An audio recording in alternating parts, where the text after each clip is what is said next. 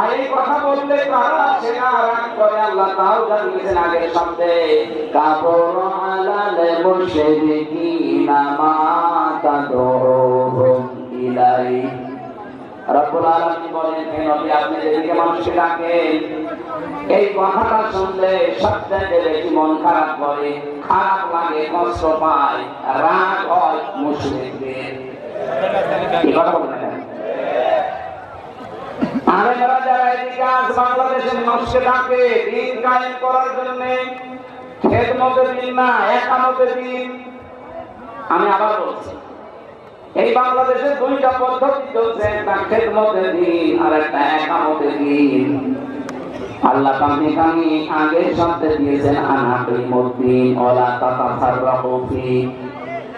দিন কায়েম করার বিষয়ে কোনো মতপার্থক্য করবে না।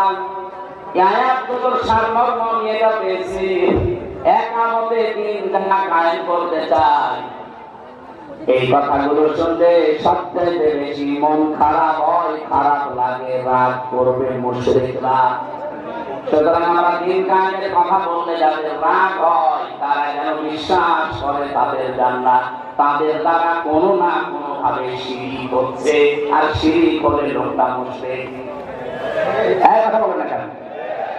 বাংলাদেশে বহু ইমাম সাহেবকে আমি দেখেছি, তারা একামতের দিন বাদ দিয়ে শুধু খেদমতের দিন নিয়ে আসে।